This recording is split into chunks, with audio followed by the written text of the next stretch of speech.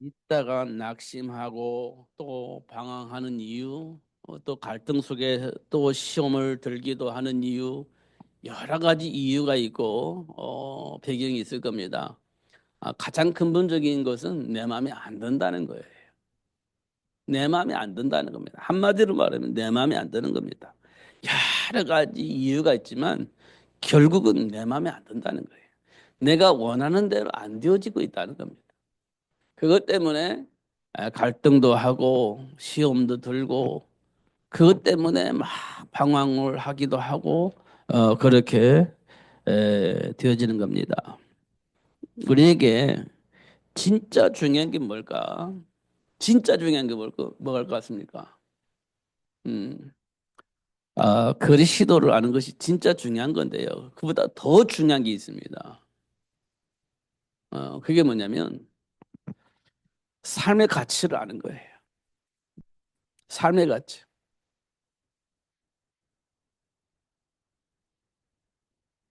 이거 아는 겁니다. 이거 알 때 우리에게 뭐가 답이 되냐? 그리스도가 답이 되는 겁니다. 음. 그냥 그리스도가 답이 될 수가 없어요. 삶의 가치가 발견되어졌는데 이 복을 누리는 데 뭐가 필요하냐? 그리스도가 필요한 겁니다. 음. 그럼 이 우리에게 주어진 삶의 가치는 뭘까요? 이게 창세기 1장 27절에서 28절입니다. 하나님 우리에게 주신 삶의 가치예요. 음. 이걸 다른 말로 말하면 정체성 이렇게 얘기를 합니다. 이게 발견되어져야 그리스도가 답이 되어지는 겁니다. 물론 그리스도를 발견하면 삶의 가치도 발견되어집니다. 이게 그러니까 삶의 가치와 그리스도와 항상 연결이 되어져 있는 겁니다. 이거 발견하지 못하면 항상 우리는 어떤 중심으로 가냐? 나 중심으로 가게 되어 있습니다. 이 세상에서 나보다 가치 있는 그 무엇이 없어요. 내가 이 세상에서 가장 가치 있는 존재입니다. 그래서 나는 나를 위해서 살게 되어 있습니다. 내가 가장 중요하니까. 나보다 중요한 사람 이 세상 없어요. 내가 가장 중요한 겁니다. 그래서 이 세상 그 누구도 나 중심으로 살게 되어 있어요. 그게 이 땅 모든 사람이 가지고 있는 삶의 가치입니다. 내가 가장 중요한 사람이에요. 그러니까 그러잖아요. 이 세상 모든 걸 다 가지고 있어도 무슨 소용이 있어? 내가 죽으면 끝이지. 내가 중요하다는 거예요. 천하를 다 가지고 있어도 무슨 소용이 있습니까? 죽으면 끝이지. 그러니까 그러잖아요. 그렇게 열심히 살아가지고 돈을 산더미처럼 먹고 모아놨어요. 뭐 천년만년 살라고. 그런데요, 죽어버리니까. 그거 다 누구 거가 돼요? 나는 한 푼도 가지고 갈 수도 없고 쓸 수가 없어요. 그럼 누가 씁니까? 후손들이 쓰겠죠. 나하고는 전혀 상관이 없는 겁니다. 죽음 끝이라는 거예요. 그러니까 사람들이. 그렇게 살 줄 알고 진짜 삶을 같이 한다면 행복해질 겁니다. 음. 진짜 행복해질 거예요. 이게 정리가 안 되니까 항상 불안한 겁니다. 그래서 불행하게 사는 거예요. 그러니까 우리가 가장 중요한 것은 이거 발견하면 돼요. 그러니까요,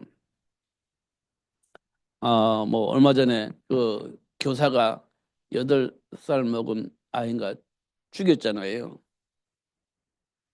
왜 그랬을까요? 자기 그 제정신이 아니라는 거지. 이 제정신이 아니란 말은 자기 삶의 가치가 없는 거예요. 왜곡되어져 있는 그 뭔가가 사람의 생각을 혼란하게 만드는 겁니다. 그러니까 어떻게 해요? 불안하잖아요. 그러니까 불안함의 증세가 어떻게 나타나요? 그냥 사람 죽이는 거예요. 이분이 자기에 대한 삶의 가치를 알았다면 그렇게 판단하고 그렇게 행동을 했을까요? 절대 그렇지 않죠. 정상적인 생각을 가지고 정상적인 판단을 할 수 있다고 한다면 절대 그렇지 않아요. 아니, 교사가 된다는 것은 나름대로 배운 거잖아요. 나름대로 지식이 있다는 거잖아요. 근데 배운 대로 가지고 있는 지식대로 자기가 나름대로 아이들을 가르치려고 교사가 되어지기 위해서 공부를 했는데 그 삶의 가치가 어느 날 무너져 버린 겁니다. 어느 날 무너져 버린 거예요. 그 가치가 완전 무너져 버린 겁니다. 그걸 보고 우리는 정신 문제라고 하죠. 그 정신 문제가 어디서 왔을 것 같습니까? 그 정신 문제가. 그걸 보고 우리는 영적 문제라고 하잖아요. 그 사람들은 안 믿어, 그걸. 사람들이 그걸 안 믿어. 근데 거기에는 대책이 있습니까? 없잖아요. 없습니다. 그냥 약 먹고 그냥 그 이상한 생각을 하고 있는 것을 절제를 하게 만들어요. 그러면 해결되나요? 영적 문제는 그렇게 해결되지 않습니다. 그렇잖아요. 근데 사람들이 그걸 안 믿어. 왜 그럴 것 같습니까? 삶의 가치가 왜곡되어져 있기 때문에 하나님의 말씀을 안 믿는 겁니다. 지금 우리에게 와 있는 삶의 가치가 왜곡되어져 있어. 그래서 안 믿어, 하나님의 말씀이. 그 왜 어떻게 왜곡되어져 있을까요? 그게 사탄이 만들어 놓은 삶의 가치입니다. 그게 우리 안에 들어와 있어요. 그게 하나님의 말씀이 안 믿어지는 거지. 세상 문화가 사탄이 만든 그 삶의 가치가 내 삶의 가치로 들어와 버렸기 때문에 하나님의 말씀이 안 믿어지는 겁니다. 이걸 뭐라고 표현했냐? 하나님은 세상 풍조 이렇게 얘기를 했습니다. 지금 삶의 현장에 흐르고 있는 삶의 문화, 이걸 보고 세상 풍조라고 얘기를 했는데 그 배경에는 악한 영이 있다, 이렇게 얘기를 하고 있습니다. 근데 우리는요, 그게 삶의 기준으로 우리 뿌려내려져 있기 때문에 그 모든 그 생각과 판단의 기준이 그 세상에 흐르고 있는 삶의 가치를 가지고 그걸 기준으로 삼고 판단하고 결정을 하는 거예요. 이 세상 모든 사람이 그렇게 살고 있기 때문에 나도 그 기준을 가지고 판단하고 결정을 하는 겁니다. 그러면 하나님이 약속하신 영적 배경은요, 아무런 힘이 없지. 하나님이 약속하신 그 영적 배경은 아무런 힘이 없어. 뭐가 힘이 있습니까? 세상에서 흐르고 있는 문화 속에서 성공하는 겁니다. 그게 최고의 힘이 있다고 생각을 하는 거예요.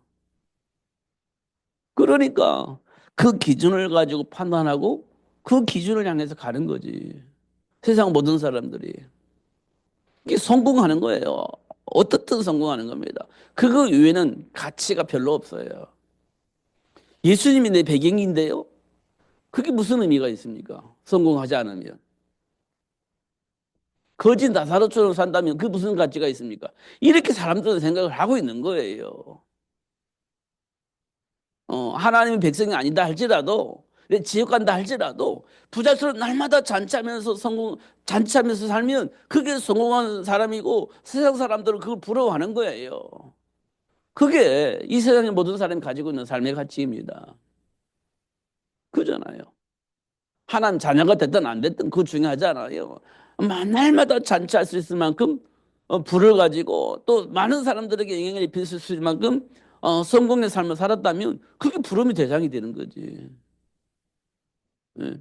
그런데 날마다 그, 그 거지상에 떨어지고 있는 부스를 먹고 사는 하나님의 자녀가 무슨 의미가 있습니까? 세상 사람들이 그걸 좋게 봐주나요? 절대 좋게 안 봐주지. 성경은 그렇게 기록되어 있어요. 날마다 부자의 상에 떨어지는 부스를 먹고 사는 거지 나사로 이렇게 표현되어 있지 않습니까? 근데 나중에 누가 부러움 대상에 그렇게 날마다 잔치하면서 막 그렇게 즐기던 그 부자가 결국은 거짓 나사로를 향해서 부러움의 대상이 되는 거예요. 와, 내가 그때 참 거지 같은 그 나사로의 말을 듣고 내가 예수 믿었다 얼마나 좋았을까. 근데 나중에 후회해봐도 소용이 없잖아. 이미 끝나버렸으니까. 그렇게 무시당했던 부자가 나중에 알고 보니 부러움의 대상이 되는 거예요. 왜냐? 예수 믿었으니까. 이게 회복되기가 쉽겠어요? 거의 불가능한 겁니다. 그래서 하나님의 영광에 이를 수 있는 사람 하나 사람도 없어요. 이미 그렇게 우리에게 주어진 삶의 가치가 왜곡되어 있기 때문에 하나님과 함께하는 삶을 누릴 수 있는 사람이 이상 없는 거예요. 없어요. 그럼 우리가 어떻게 여기까지 왔을까요? 그게 이제 하나님의 은혜예요. 그래서 저와 여러분은 하나님의 은혜를 입은 사람들이에요. 여기 왔다는 것은 하나님의 은혜를 입은 사람들이 오는 거예요. 아무나 오는 게 아니라니까요. 하나님의 은혜 속에 있기 때문에 하나님의 주신 말씀을 통해서 힘을 얻고 답을 얻고 오는 거예요.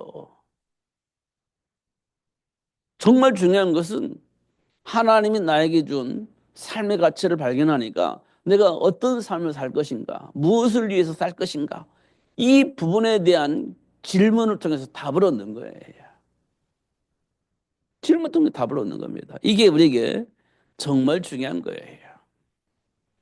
음, 목사님들은 성공하는 목표를 우선을 두고 있습니다. 성공하는 목표가 뭔지 아세요? 하나님의 말씀을 대언하고 하나님을 알게 하고 하나님이 약속하신 그 복을 누릴 수 있도록 돕는 것이 목회자가 할 일이에요. 그잖아요. 하나님이 원하는 것 알려주는 거예요. 그리고 하나님이 원하는 그 삶을 살 수 있도록 도와주는 겁니다. 이거 목회자가 하는 일이에요. 그 하나님께서 사람을 많이 붙여줄 수도 있고 적게 붙여줄 수도 있어요. 그잖아요. 하나님이 원하시는 말씀을 많은 사람이 들을 수도 있고 적은 사람이 들을 수도 있습니다. 그잖아요. 많은 사람이 들으면 사람들은 말하고 야 성공했구나 이렇게 얘기를 합니다. 많은 사람이 들으면 적은 사람이 들으면요 또 실패했구나 이렇게 사람들이 얘기를 합니다. 제가요 지금은 그런 질문을 하는 사람이 많이 없지만 제가 개척을 하고 이렇게 하니까 전부 다 물어보는 사람이 그렇습니다. 교회 성도들 많이 들었어? 이거 물어보는 겁니다. 어. 왜 물어볼 것 같습니까? 왜 물어볼 것 같습니까? 그래야 내가 먹고 사는데 불편하지 않을 거라고 하는 전제하에 물어보는 거예요. 그렇게 해야 내가 불편하지 않게 살 수 있을 거라고 생각하니까 물어보는 겁니다. 하나님의 말씀을 잘 전달하느냐 못하느냐 이게 중요한 게 아니에요. 성도가 많이 오냐 적냐 왜냐 그래야 네가 먹고 사는데 불편하지 않으니까 이렇게 생각을 하는 거예요. 우리가 그것 때문에 목회하는 거다? 정말 가슴 아픈 일이죠. 사실은 우리는 뭐 해야 되는 겁니까? 목회자가 하나님이 진짜 원하는 걸 알고 그 진짜 원하는 걸 전달해 주는 거예요. 그리고 성도들로 하여금 하나님 준비한 복을 누릴 수 있도록 그리고 하나님이 원하는 대로 현장에서 복음을 증가하며 증인이 될 수 있는 복을 누릴 수 있도록 자꾸 영향을 주는 겁니다. 그게 목회자가 해야 할 일이에요. 그렇지 않습니까? 그러면 여러분들은요, 이 말을 아멘으로 받아들이는 것이 굉장히 중요한 겁니다. 내 동기 안에서, 싫어. 이래 되면 이제 하나님의 말씀이 선포됐는데 싫어. 그러면 하나님이 약속하신 말씀을 안 들었기 때문에 그 복을 누릴 수가 없겠죠. 열매로 나타나게 될 겁니다. 그러면 또 저는 뭘 하겠습니까? 그 사실을 또 알려주겠지. 왜 안 믿는지, 왜 못 믿는지, 왜 그럴 수밖에 없는지, 그 배경에 악한 사단이 있어서 그렇게 되어졌다는 사실을 또 얘기를 해서 하나님의 말씀을 듣고 그 안으로 들어갈 수 있도록 영향을 줘야 되겠죠. 이게 목회자들이 해야 하는 일입니다. 숫자가 뭐 어떤 사람은 야, 10,000명 모였다 너무 좋아하는데 중요한 건 그게 아닙니다. 하나님의 말씀이 제대로 선포되냐 이게 중요한 겁니다. 그잖아요. 오늘 본문에는 왜 이 본문을 선택했냐면 예루살렘 교회에 수많은 사람이 모였잖아요. 베드로의 설교를 듣고 5천 명이 회개했다고 했는데 안 듣는 사람도 있을 거 아니에요. 예루살렘 교회에. 말씀을 안 들은 사람도 있을 거 아니에요. 회개한 사람이 5천 명이라는 것은 다 회개했다면 5천 명이겠지만 그렇지 않은 사람도 있을 거 아닙니까? 그럼 얼마나 모였다는 거겠어요? 어마어마하게 모였겠죠. 15개 나라 사람들이 왔으니까. 또 예루살렘에 많은 사람들이 모였으니까. 얼마나 많이 모였겠습니까? 그 가운데 5천 명이 회개한 겁니다. 이 말은 뭘 의미하느냐? 베드로가 만약에 그 말씀을 전달하지 않았다면 그 사람들은 복음을 들을 수가 없고 하나님 준비한 복음을 듣지 못하는 그런 사람들이었던 겁니다. 그런 사람들이었다는 거예요. 베드로가 만약에 복음을 예수가 그리스도를 증거하지 않았다면 그 사람들은 전혀 그 말을 듣지 못하는 사람들이에요. 그런데 예루살렘 교회에 막 모여드는 겁니다. 그잖아요. 그 어마어마한 그 성전에 어마어마한 화려한 그 환경 속에 수많은 나라 사람들이 모여가지고 막 하나님께 예배하는데 하나님이 원하는 메시지 못 듣는 겁니다. 그게 예루살렘 교회였습니다. 그때 베드로가 등장하잖아요. 갈릴리 어부 베드로가 예수님에 대해서 쫙 설명하잖아요. 그러니까 5천 명이 회개하는 겁니다.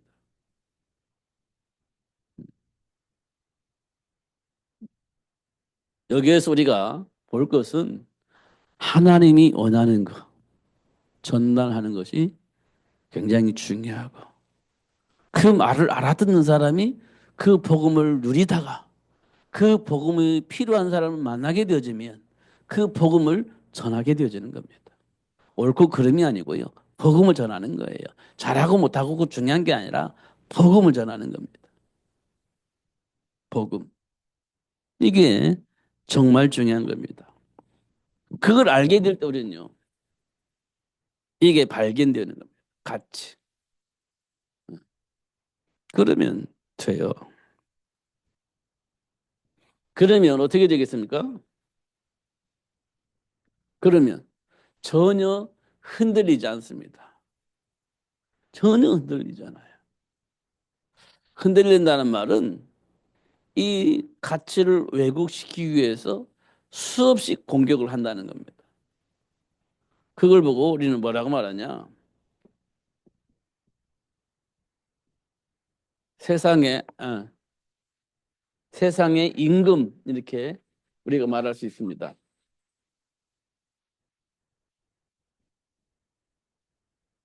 세상의 임금. 이게 어떻게 해요? 공격하는 겁니다. 공격하는 거지. 그럼 어떻게 합니까? 공격 당하는 거잖아요.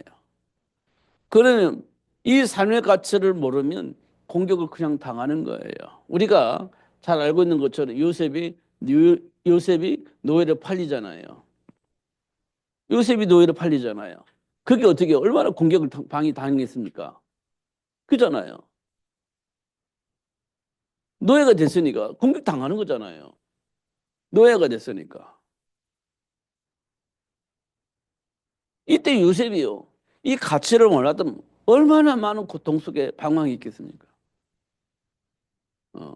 누명수 감옥에도 가잖아요. 얼마나 갈등 속에 있었겠습니까? 그런데 요셉이요. 하나님 신 언약 속에서 삶의 가치를 알게 될 겁니다. 흔들리지 않는 거지. 그러면서 하나님이 준비한 복을 누리게 된 겁니다. 그게 준비된 복이 뭡니까? 형통하게 되는 거죠. 그러니까 노예로 갔냐 중요한 게 아니고 누면서 감옥에 갔냐 그 중요한 게 아니고 하나님이 약속하신 그 말씀 속에서 답을 찾는 거예요. 음. 그 삶 속에서 그 환경 속에서 하나님이 준비한 복을 발견하고 누리는 겁니다. 그게 내 인생이 풀려가는 답이잖아요. 그러니까 요셉이 그걸 어떻게 하나님 주신 언약 붙잡고 기도했잖아요. 이 말은 뭐냐? 그 많은 환경 속에 하나님 숨겨준 답을 찾은 거지. 하나님 준비한 축복을 찾는 거지.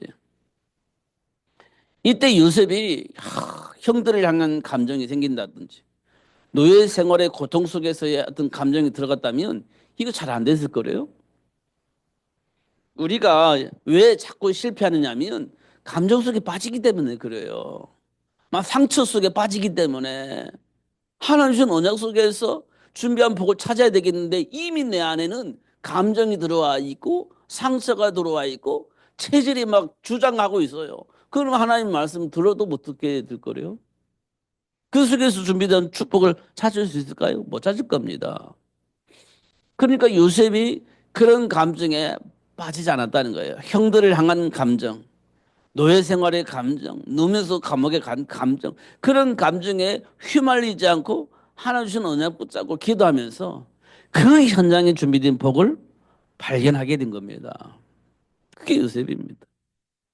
근데 사단은 어떻든 그 복을 누리지 못하게 만들고 망하게 만들려고 그렇게 공격을 하는 겁니다. 이 말은 뭐냐면 하나님이 자녀가 실패했다는 사실을 폭로해서 살아계신 하나님은 안 계시다 이렇게 말하고 싶은 거예요. 사단은. 그런데 요셉은 거기에 휘말리지 않은 거예요. 이미 알고 있었어요. 이런 것도 우리가 굉장히 중요한 겁니다. 그런데 그 수많은 공격자들을 요셉이 공격할 수 있는 기회가 있었잖아요. 애굽이 총리가 됐을 때. 그런데요, 요셉은 그 상대방 공격을 안 해요. 왜 그랬을 것 같습니까? 하나님이 요셉에게 주신 축복은 공격하는 게 아니에요. 생명을 살리는 겁니다. 생명을 살리는 거예요. 상대방을 공격하는 게 아니고 상대방을 복되게 하는 겁니다. 이것 때문에 하나님이 요셉을 복되게 한 거예요. 그러니까 요셉이 만약에 자기를 괴롭혔던 사람을 공격했다. 그럼 하나님의 은혜를 못 받은 겁니다. 그 사람들을 복되게 만들게 하시기 위해서 하나님이 요셉을 부르셨다는 것을 요셉은 알고 있었습니다. 그 공격하는 자들 앞에서도 하나님이 약속하신 복을 누리고 또 그들을 향해서 공격할 수 있었는데 오히려 공격하지 않고 그들의 생명을 살리는 일을 하게 되어진 겁니다. 이 세상의 임금 사단은요, 어떻든 우리 안에 있는 감정을 자극해가지고 왜곡된 판단을 해서 왜곡된 삶을 살게 만들려고 그렇게 공격을 하는 겁니다. 우리는 조금이라도 이렇게 하나님 주신 언약 붙잡지 않으면 항상 그 사단이 만드는 그 올무의 함정에 콩닥콩닥 다 빠지게 돼 있는 거예요. 혹시 여러분 오늘 감정 속에 빠지진 않았나? 있었을 겁니다. 그때 우리가 언약 붙잡고 다 기도했더라면 그 속에 안 빠지고 이게 살아남았을 건데 하나님 주신 언약을 놓쳐버렸다면 그 감정 속에 빠져가지고 사건이 이렇게 될 거래요? 우리는 항상 그럴 수 있는 가능성이 있는 사람들이에요. 항상 그렇습니다. 그래서 우리가요, 하나님 주신 말씀 붙잡고 있는 게 굉장히 중요한 겁니다. 우리가 잘 알고 있는 다니엘, 새 친구들, 포로로 잡혀가잖아요. 근데 저는요, 이걸 수없이 이제 봤던 얘기, 주라기 때부터 본 거니까 이거는 들은 얘기니까. 음. 중요한 것은요, 다니엘이 우상에게 절하지 않고 사자굴수에 갔다는 거예요. 이것만 우리는 주구장창 우리 들었습니다. 사자굴에서 살아나온 다니엘 이거 주구장창 드는 거예요. 사자의 밥이 되지 않게 하는 하나님의 역사 주구장창 그것만 드는 겁니다. 그 하나님은 어떤 하나님이에요? 사자 입에서 구원해 주신 하나님 이것만 드는 거예요. 그러니까 우리는 어디에 있습니까? 문제를 해결하시는 하나님 그것만 보는 거예요. 우리는 어디 가도 괜찮아 하나님이 구원해 주시니까 이것만 보는 겁니다. 뭘 안 봐요? 하나님이 나에게 준 진짜 삶의 가치를 못 보는 겁니다. 삶의 가치. 그냥 우상에게 절하지 않고 사자구로 선택한 그 다니엘을 하나님이 함께 계셔서 그 사자에서 구원해 주셨다. 이것만 보는 거예요. 하나님의 역사. 근데 다니엘은 왜 그랬을까요? 왜 그랬을까요? 라는 질문 안 해요. 그걸 보고 우리는 삶의 가치라는 겁니다. 그러면 하나님은 나에게 어떠한 삶의 가치를 줬나? 이렇게 물어봐야 돼요. 그래야 우리가 우상에게 절하지 않고 하나님 편에 서서 사자굴에서 들어갈 수 있는 거예요. 삶의 가치가 발견되어지면. 근데 그 가치가 없는데 사자굴에서 왜 들어갑니까? 못 들어가지. 못 들어갑니다. 왜? 죽는데 왜 들어가요, 거기를? 그 다니엘은 왜 들었습니까? 삶의 가치가 나에게 주어진 삶의 가치를 발견했기 때문에 그런 선택을 하는 거예요. 내 삶의 가치도 없는데 그냥 눈 딱 감고 사자굴에서 들어가자. 그건 번항이에요. 베드로가 예수님이 수제인 베드로가 예수님과 함께 십자가를 박혀 죽으면 얼마나 가치 있습니까, 그게. 그런데 그게 정리가 안 되니까 예수님을 저주하면서 돌아서잖아요. 이게 인간의 심리입니다. 이게 인간의 심리예요. 그런데 가치를 아는 사람은요, 순교자의 길을 가는 거예요. 이게 이제 중요한 거거든요. 이게 다니엘과 새 친구들이 하나님의 계획 속에 있다는 걸 알고 사탄은 어떻게 공격합니까? 우상을 숭배하도록 법을 만들잖아요, 법. 이거는요, 법을 만들었다는 말은 사람이 입에서 나오는 말이 아니에요. 이미 이 세상에 질서가 생겼다는 거예요. 우상 숭배하는 질서가 생겼다는 거예요. 다시 말하면 우상 숭배하지 않으면 사자굴 속에 들어가서 죽임을 당하는 질서가 생겼다는 거예요. 법이 만들어졌던 거예요. 그런 질서가 생겼다는 거예요. 모든 사람들이 행해야 하는 질서가 생겼다는 거예요. 그 이 질서를 어긴다는 얘기잖아요. 우상을 숭배하지 않으면. 그럼 어떻게 하냐? 그럼 이제 죽이는 거지. 이런 법이 생긴 겁니다. 이때 다니엘은 세상이 그렇게 바뀌어졌으니까 가야 되겠다? 그렇지 않습니다. 싫어. 나는 어떻게 해요? 하나님 편에. 이렇게 생각을 한 겁니다. 여러분, 지금 우리가 예수 안에서 삽시다. 우리끼리 얘기하는데요. 우리끼리도요, 예수 안에 삽시다. 이렇게 되면 싫어할 수 있습니다. 싫어할 수 있어요. 왜냐? 나름대로 내가 이 땅에 살면서 어떤 삶을 살 것이다라고 하는 삶의 기준이 있잖아요. 근데 예수와 함께 삽시다. 어떤 사람은 할렐루야, 아멘 할 수 있지만 그냥 그건 너무한 것 같은데? 이렇게 생각할 수도 있습니다. 그건 너무한 것 같아, 그거는. 그렇게 생각할 수도 있잖아요. 음. 그러니까 예수 믿는 사람 다 예수 믿는 것이 아니지. 교회 다니는 사람 다 예수 믿는 게 아니에요. 하나님 중심으로 말하는데 다 하나님 중심 사는 게 아니에요. 나름대로의 삶의 기준을 가지고 도움을 받으려고 예수 믿는 거지.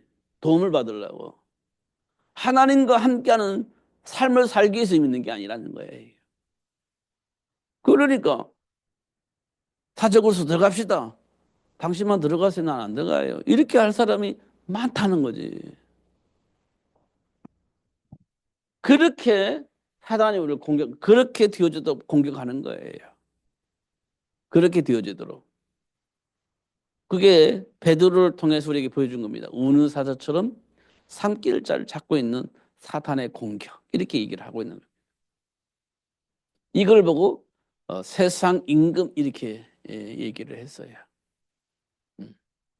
그렇게 공격을 합니다. 이게 전부 다 삶의 현장이에요. 노예 현장, 포로 현장에서 일어나는 일들입니다.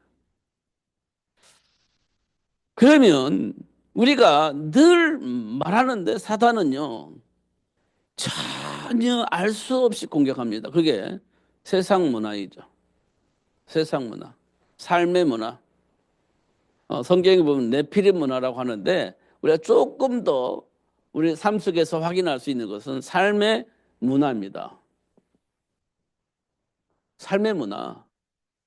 우리가 살고 있는 현장에 이건 다른 말로 말하면 삶의 기준 이렇게 말할 수 있습니다. 이거는 우리가 가지고 있는 거예요. 우리가 가지고 있는 거. 이 속에서 모든 걸 판단하고 모든 결정하고 사는 삶의 기준입니다. 이거 우리가 가지고 있는 겁니다. 이게 뭐냐? 삶의 문화입니다. 삶의 문화. 어. 성경에 보니까요. 뭐 사탄의 문화라고 얘기를 하는데 어, 성경에 보니까 뭐라고 되어 있습니까? 네피림 문화 이렇게 되어 있습니다. 네피림 문화. 이 네피림 문화는 뭐가 있어요?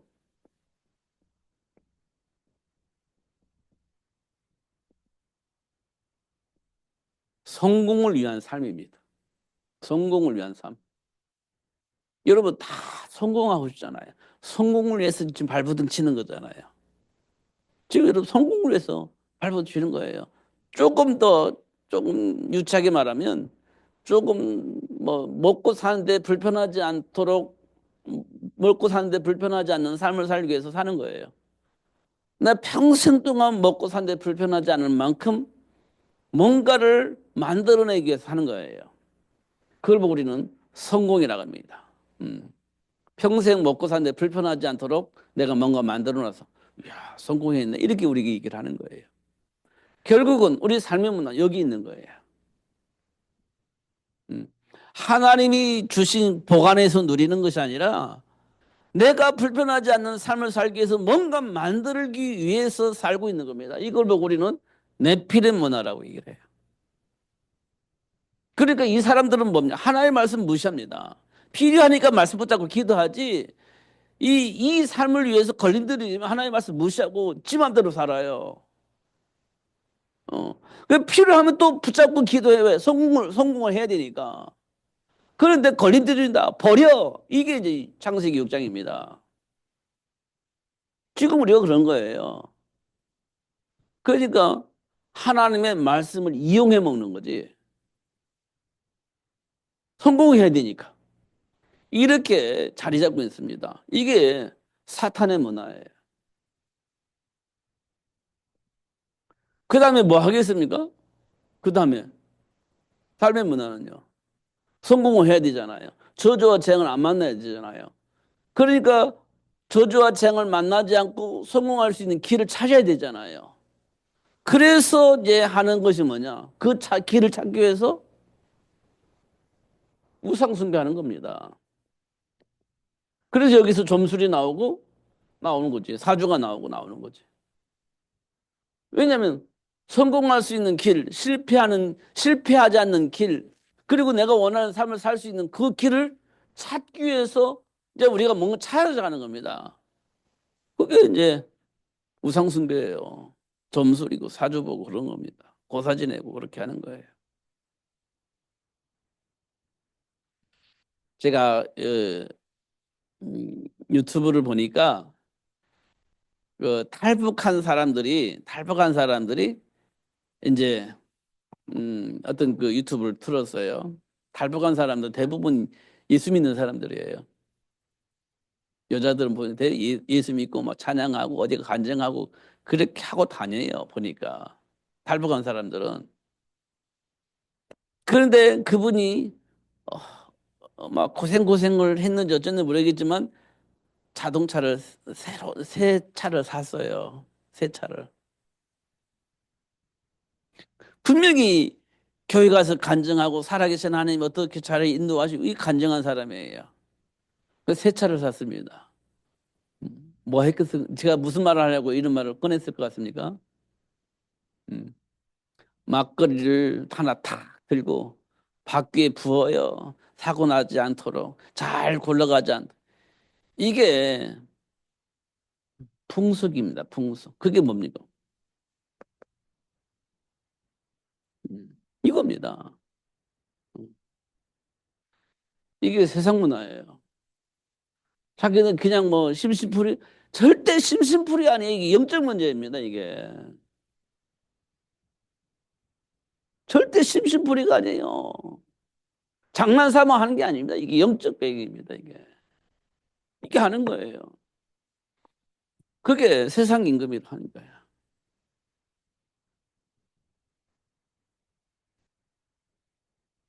제가 어릴 때 시골에 오길 어릴 때 무당이 우리 시골에 들어왔어요. 사람들이 막 난리 났어요. 무당님 그 마을 망한다고 난리 났습니다. 예수 안 믿는데 그 필요할 때 뭐 전부로 다니는 사람이 무당이 집에 들어오니까 그 동네에 들어오니까 망한 동네 망할 일이 있냐고 막 화를 내고 그랬습니다. 그런데 어느 날 그 사람 그 무당이 동네 사람들 보고 이렇게 말을 했대요. 저 어머니가 하는 얘기입니다. 동네 사람들 예수 믿는 사람 하나도 없다고. 다 예수 믿는데 거의 예수 교회 다니는데. 근데 예수 믿는 집이 우리 집이라는 거야. 무당이 하는 얘기입니다. 참. 근데 그 말을 사람들이 듣고 우리 어머니는 기분 좋아서 오셔가지고 이래. 그 귀신 얘기예요. 귀신 얘기입니다. 음. 그 귀신에 듣고 막 기분 좋아지면 안 돼. 우리 괜히 기분 좋잖아요. 아, 무당이 알아주네? 그 무당이 하는 짓이에요. 무당이 하는 말입니다. 무당은 무슨 거짓말쟁이에요. 무당 거짓말쟁이. 그러니까 우리 거기에 속으면 안 돼. 또 어떤 목사님이 무당에서 돌아온 어떤 사람이 예수 믿는다고 돌아온 사람이 있나 봐요. 예수 믿는 이 무당이 돌아와서 예수 믿는 거예요. 근데 그 무당이 이런 얘기를 했대요. 어, 지금 여기 목사님들 전부 다 예수 안 믿는 사람이라고. 어. 또 그 얘기를 또 어떤 목사님이 또 전해. 그러면 안 돼. 무당은 무당, 거짓말쟁이, 거짓말쟁이. 우리는 하나님 말씀 믿어야 되는. 영접하면 하나님 자녀잖아요. 근데 무당이 왜 예수 믿는지 안 믿지가 어떻게 알아요? 근데 그 말을 듣고 막 힘이 나가지고 사람들이 얘기해. 그러면 안 돼. 그 삶의 문화. 그러면서 행복을 뭐라고 착각을 하게 만드냐, 사탄은. 행복한 사람은, 어떤 사람이 행복한 사람이요?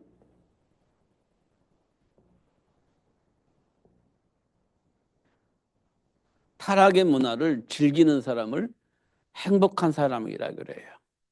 이 타락이란 문화는 막 범죄하는 걸 말하는 게 아니에요. 어, 아니, 이 타락이 아니라 쾌락이라고 얘기를 해야 돼. 쾌락을 즐기는 사람. 이걸 보고 우리는 행복한 사람이라고 얘기합니다. 이게 사단이 만드는 삶의 문화입니다. 그러면 사람들이 그러잖아요. 무슨 재미로 사냐고. 이건 무슨 재미로 삽니까?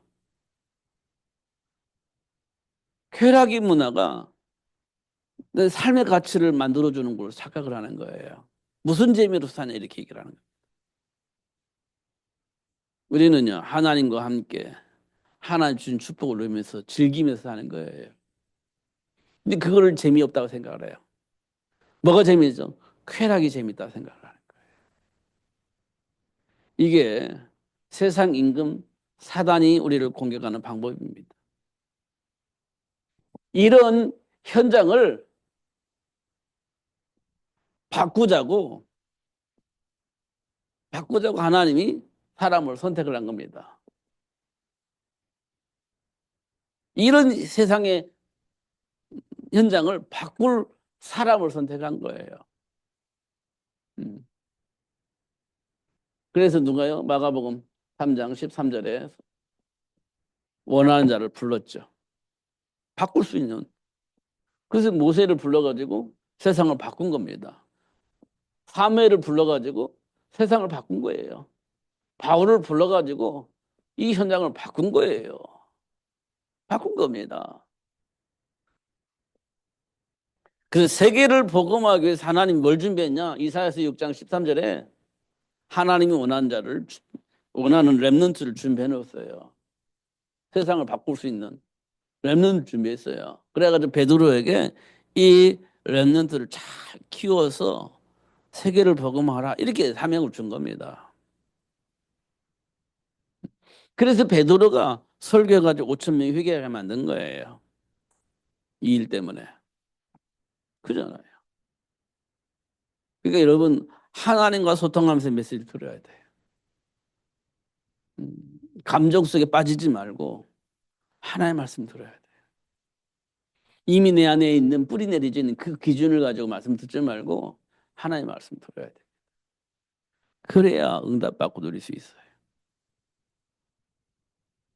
속지 마시고 하나님 자녀 신먹은새를 누리면서 승리하시기를 예수님의 이름으로 축복합니다. 기도하겠습니다. 하나님 아버지 감사합니다. 오늘도 최고의 복을 주시고 누릴 수 있도록 역사해 주시니 감사합니다. 진짜 답을 알게 하시고 진짜 하나님 주신 복을 누리며 사는 삶이 될 수 있도록 축복해 주옵소서. 예수님 이름으로 기도하옵나이다. 아멘.